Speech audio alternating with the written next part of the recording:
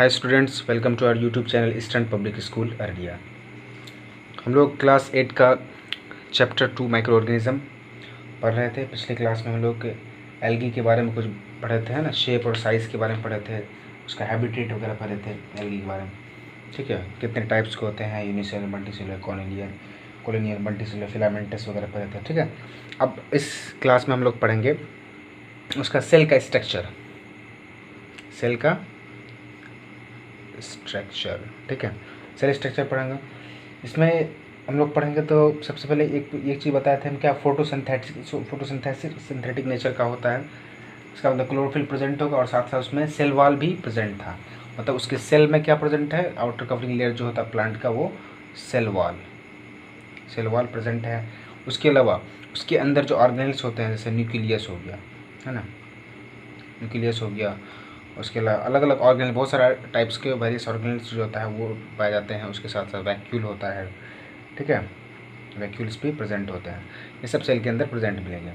तो unicellular algae होता है जो उसके लोकोमोशन के लिए, यूनिसेलुलर एल्गी की बात कर रहे थे हम लोग। यूनिसेल्युलर एल्गी के लोकोमोशन के लिए कुछ एक स्ट्रक्चर होता है, उसको बोलते हैं फ्लाजिला होता है।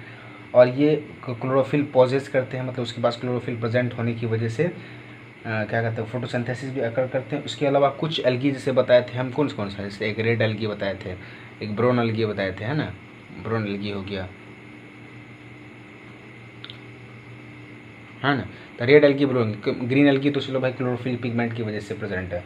लेकिन ये सब एल्गी जो होता है, ये सब प्रेजेंट होता है, वो एक्चुअली अलग अलग दूसरे टाइप के पिगमेंट वहाँ पे प्रोवाइड करते हैं, जिसको उस अलग अलग डिस्टिंक्ट टाइप के कलर्स हमें दिखने को मिलता है। उसके लिए पिगमेंट भी बताए थे पिछले क्लास में, फ्यूकोजेंथिन वगैरह, जेंथोफिल वगैरह, है ना, उस तरह से। तो ये सेल का हमारा स्ट्रक्चर था, कुछ ज़्यादा खास नहीं था। उसके बाद आता है नेक्स्ट हमारा न्यूट्रिशन। तो न्यूट्रिशन में ये मतलब फूड को बनाने में खुद में सक्षम होते हैं क्लोरोफिल प्रेजेंट होने की वजह से। इसीलिए इसका जो नेचर होगा तो ऑटोट्रॉफिक होगा, यानी फोटोसिंथेटिक नेचर का होगा, है ना। फोटोसिंथेसिस से मतलब ये करेंगे, फोटोसिंथेसिस करेंगे। उसके अलावा कुछ फोटोसिंथेसिस तो करने के बावजूद एल्गी जो होता है कि मतलब एक्वेटिक हैबिटेट, मतलब एक्वेटिक पानी में रहने वाले जितने जीव है उसके लिए काफ़ी बहुत बड़ा फूड सोर्स है। क्या है, एक तरह का फूड सोर्स है एल्गी हमारा। पानी में ही रहने वाले नहीं, बल्कि इंसान भी बहुत ज़्यादा उसको यूज़ में लाते हैं, जैसे चाइना और जापान के लोग खासकर बहुत ज़्यादा उसको यूज़ में लाते हैं ना।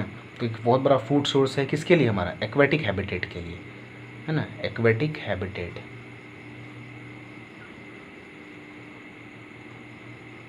के लिए बहुत बड़ा फूड का सोर्सेस है। ये हमारा न्यूट्रिशन था। नेक्स्ट आते हैं रिप्रोडक्शन। रिप्रोडक्शन जो होता है, इसमें दोनों टाइप के होता है, एक सेक्सुअल भी होंगे, दूसरा असेक्सुअल भी होंगे। ठीक है, असेक्सुअल रिप्रोडक्शन भी होगा, सेक्सुअल रिप्रोडक्शन है। तो असेक्सुअल रिप्रोडक्शन में आपको जैसे दिखाते हैं, जैसे इसमें आपको आएगा फ्रेगमेंटेशन आता है, फ्रेगमेंटेशन हो गया। उसके अलावा आपको आ जाता है फीजन होगा,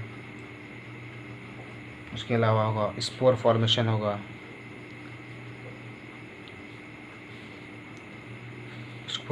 होगा, है ना। ये सब प्रोसेस है। फ्रेगमेंटेशन में क्या होता है, वही पिछले क्लास में बताए थे कि सेल जो होता है ना, वो अपने बॉडी पार्ट का कुछ पार्ट कहते हैं सेपरेट कर लेते हैं, मतलब अलग कर लेते हैं। सेपरेट करने के बाद जो पार्ट जो बचता है फ्रेगमेंट्स के फॉर्म में, टू फ्रेगमेंट्स में जो कन्वर्ट होता है ना, फ्रेगमेंट्स में कोई कन्वर्ट होता है, वही फ्रेगमेंट क्या हो जाता है, हमारा एक न्यू ऑर्गेनिज्म का फॉर्म कर लेता है। ठीक है, अब फ्यूजन में तो हमें पता है, फ्यूजन में क्या होता है, बताइए आप लोग, फ्यूजन में क्या होता है, बॉडी पार्ट जो होता है वो क्या करता है, स्प्लिट करता है टू पार्ट्स में, क्या हो जाता है, स्प्लिट्स करता है, टू पार्ट्स में कन्वर्ट हो जाता है, टू पार्ट्स में स्प्लिट करके दोनों अलग अलग ऑर्गेनिज्म का फॉर्म कर लेता है। ये था रिप्रोडक्शन का सेक्सुअल टाइप। सेक्सुअल में तो वही होता है, क्या उसका पॉलिनेशन वगैरह, मेल का इसमें फीमेल के एग में जाता है, मतलब ओवरी में जाकर के फ्यूज़ होकर के तब होता है सेक्सुअल रिप्रोडक्शन। वो आपके सिलेबस में है भी नहीं, है ना। सेक्सुअल को तीन टाइप बता दिया। अब नेक्स्ट आता है क्या चीज़, नेक्स्ट हमारा आता है इफेक्ट्स अपॉन ह्यूमन, मतलब ह्यूमन पे क्या क्या इफेक्ट है। तो एल्गी जो है बहुत बेस्ट सोर्सेस है इकोनॉमिक वे से, एक तरह से पॉजिटिव सोर्स भी है और निगेटिव भी, दोनों है। तो पॉजिटिव सोर्स में अगर जाएंगे तो हम इसका काफ़ी इकोनॉमिकली हमारे बेनिफिशियल है, इकोनॉमिकली बेनिफिशियल है, दोनों पॉजिटिव और निगेटिव दोनों है ना। पॉजिटिव सोर्सेज भी हमारा और नेगेटिव सोर्सेज भी दोनों तरह। तो पॉजिटिव में जैसे यूज़फुल सोर्सेज देखते हैं, ये पॉजिटिव होगा हमारा इसमें। तो ये काफ़ी मिनरल का रीच सोर्सेस माना जाता है ना। Reach sources in minerals, reach sources of minerals. जैसे मिनरल्स के लिए जैसे सोडियम आ गया, पोटेशियम आ गया, आयोडीन हो गया, है ना, ये सब। और उसके अलावा तुम्हारा प्रोटीन का सोर्स है, प्रोटीन का बहुत बड़ा सोर्स है। और इसमें भी और दूसरा चीज़ क्या आता है कि वाटर में जो ऑक्सीजन घुले हुए रहते हैं, है ना। अक्सर सुने होंगे कि एक्वेटिक एनिमल या फिर जो भी वाटर में रहने वाले एनिमल होते हैं वो ऑक्सीजन तो लेते हैं, लेकिन एनवायरनमेंट से ऑक्सीजन नहीं लेते हैं। वो कहाँ से लेते हैं? डिज़ोल्व्ड ऑक्सीजन लेते हैं। डिज़ोल्व्ड ऑक्सीजन को वो लेते हैं पानी से। कौन? एक्वेटिक एनिमल, एक्वेटिक एनिमल जैसे फिश वगैरह हो गया, और भी बहुत सारा एनिमल है जो डिज़ोल्व ऑक्सीजन को लेते हैं। तो आखिर ये डिज़ोल्व ऑक्सीजन आता है कहाँ से? तो इसका बहुत बड़ा रोल होता है किसका? एल्गी का। एल्गी क्या करता है कि वाटर के अंदर जो फोटोसिंथेसिस करता है, तो फोटोसिंथेसिस करने के टाइम में आपको पता ही है क्या, किस चीज़ का? ग्लूकोज बनता ही है, C6H12O6। उसके अलावा और क्या फॉर्म होता है? ऑक्सीजन रिलीज होता है ना। तो O2 का रिलीज होता है, ये O2 रिलीज होकर के वाटर में ही डिजॉल्व हो जाता है, जिससे एक्वेटिक एनिमल को बहुत ज़्यादा हेल्पफुल होता है रिस्पिरेशन करने में, ठीक है। उसके अलावा सीवीड्स वगैरह जो है उसको काफ़ी कंज्यूम किया जाता है, काफ़ी लार्ज पैमाने बड़े स्केल पे। कौन? दो देश वाला तो सबसे ज़्यादा यूज़ करते हैं, एक जापान वाला है ना, जापान, दूसरा चाइना। ये दोनों फूड सोर्सेज में भी यूज़ करते हैं, और भी बहुत सारा यूज़ होता है, मेडिसिन वगैरह बनता है। मेडिसिन में आपको जैसे होता है रेड एल्गी और ब्राउन एल्गी, ये दोनों एल्गी खास हेल्प करता है किस चीज़ में? मेकिंग मेडिसिन, मेकिंग मेडिसिन बनाने में हेल्प होता है, रेड एल्गी और ब्राउन एल्गी, ठीक है। इसके अलावा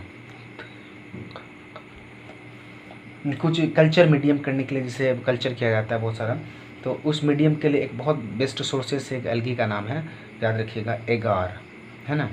एगार भी 2 बार बोल सकते हैं। एगार होता है जो माइक्रो ऑर्गेनिज्म को लेबोरेटरी में ग्रो करने के लिए वहाँ जो कल्चर मीडियम तैयार किया था, ये एगार नामक एल्गी का वहाँ पे काफ़ी ज़्यादा एगार का ही यूज़ किया जाता है मीडियम देने के लिए एक तरह से, है ना, लेबोरेटरी में। जो रेड एल्गी है, एक्चुअली क्या है? Red algae. ये एगार जो एक्चुअली जिलेटिनियस सब्सटेंस है, एल्गी का नाम नहीं है, ये आपके सिलेबस में नहीं दिया है, दिमाग में नहीं आ रहा है कौन सा एल्गी से निकाला जाता है। हाँ, कारागिनीन नाम का है ना, कारागिनीन। मुझे मेडिकल तैयारी करते थे ना उस टाइम में सबसे बताया था। कारागिनीन से एगार निकाला जाता है, मतलब जिलेटिनियस लाइक सब्सटेंस होता है, उसी से मीडियम तैयार करता है। ये एक्चुअली क्या है? कारागिनीन रेड एल्गी का फॉर्म है, रेड एल्गी से निकाला जाता है। ये सब हमारा क्या था? यूज़फुल इफेक्ट था हमारा, ये सब क्या था? यूज़फुल इफेक्ट था। अब हम लोग इसको पढ़ेंगे, हार्मफुल इफेक्ट पढ़ेंगे, है ना। अब कुछ एल्गी हार्मफुल इफेक्ट में जैसे दिखा रहे हैं, कुछ एल्गी ऐसा होता है जो इतना ज़्यादा पॉन्ड्स या लैक्स में इतना ज़्यादा ग्रो कर लेता है कि उसका लेयर काफ़ी मोटी लेयर हो जाती है, थिक लेयर हो जाती है। उसकी वजह से वो उस मोटी लेयर को ही क्या नाम दिया गया, इसका नाम है अल्गल ब्लूम। अल्गल ब्लूम एक तरह से क्या हो गया? वाटर बॉडीज़ के लिए क्या हो गया? पॉलिटेंट की तरह वर्क किया, है ना, पॉलिटेंट हो गया अल्गल ब्लूम। तो काफ़ी ज़्यादा रैपिडली ग्रो करने की वजह से तो उसका लेयर काफ़ी इतनी मोटी हो जाती है कि वहाँ पे एक्वेटिक एनिमल भी सही से सर्वाइव नहीं कर पाते हैं, ऑक्सीजन लेवल कम हो जाता है ना, मतलब स्पेस को काफ़ी ज़्यादा कवर कर पाते हैं।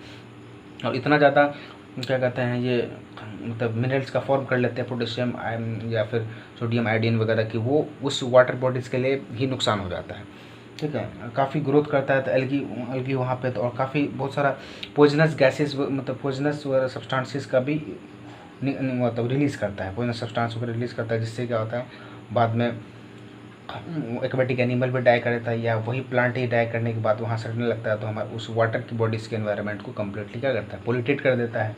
तो इस जो पोल्यूटेट होता है किसके through? Rapid growth of algae के काफ़ी ज़्यादा ग्रोथ होने की वजह से, या फिर वो पॉइजनस का इफेक्ट की वजह से, जो ये डाई करने के बाद कम्प्लीटली वाटर बॉडी जो पॉल्यूट हो जाता है, इसी प्रोसेस को कहते हैं eutrophication.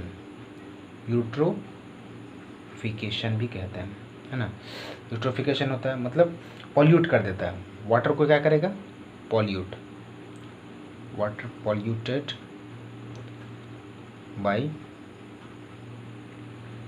Rapid growth of algae, rapid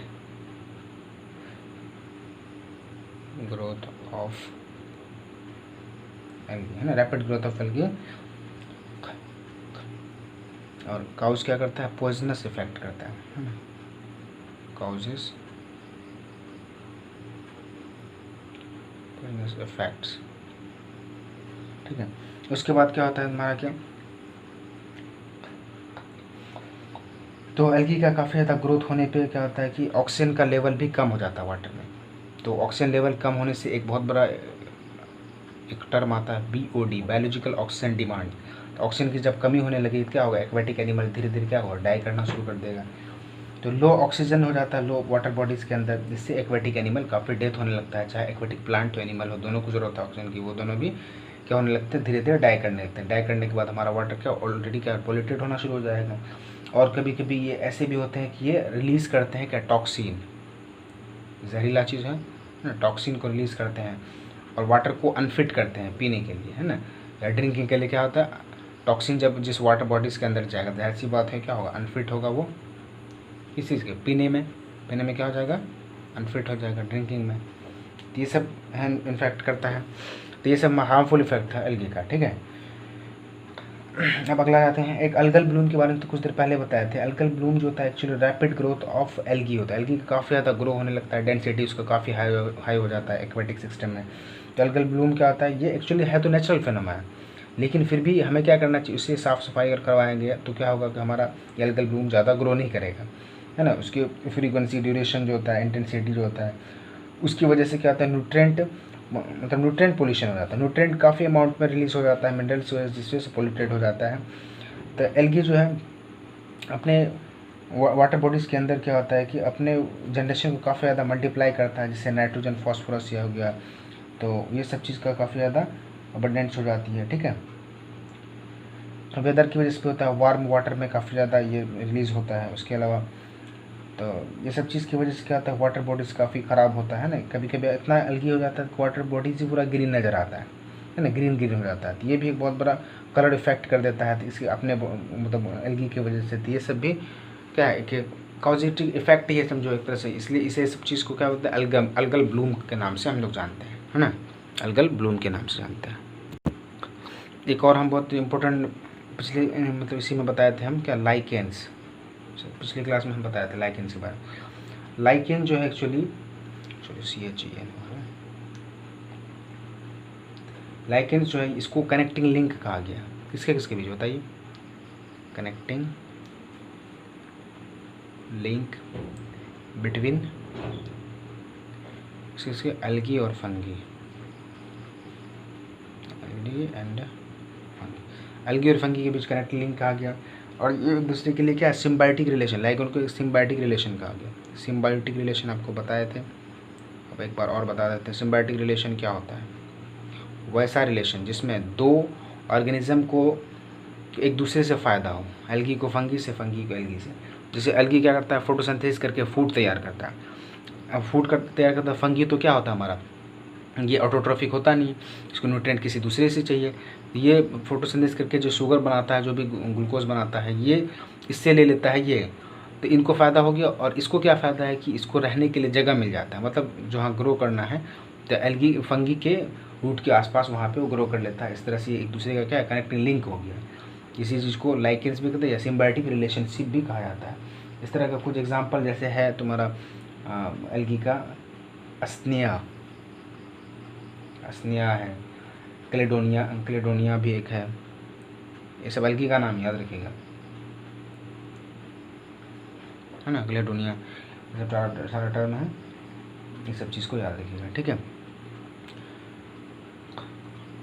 आपका माइक्रोऑर्गेनिज्म चैप्टर का लगभग बैक्टीरिया, फंगी, प्रोटोजोआ, एल्गी, ये सब का सबका ऑलमोस्ट कंप्लीट हो गया है, ठीक है। कुछ बाद में कंसेप्चुअल मैप जो होता है एनर्जी पैक बता देंगे। इसके बाद एक और बहुत इंपॉर्टेंट है जो वायरस के बारे में, जो आजकल हमारे यहाँ बहुत ज़्यादा इन्फेक्ट भी किया हुआ है ना, उसके बारे में अगला इसमें क्या कहते हैं वीडियोस में, लेक्चर में हम लोग पढ़ेंगे, ठीक है। तो यहाँ तक अगर किसी को कोई प्रॉब्लम, कोई दिक्कत हो तो कमेंट सेक्शन में बताइए। वीडियो अगर अच्छा लगे तो लाइक कीजिएगा। उसके अलावा सब्सक्राइब करने के लिए बिल्कुल मत भूलिएगा, ठीक है। ठीक है फिर, okay bye, thanks for watching video.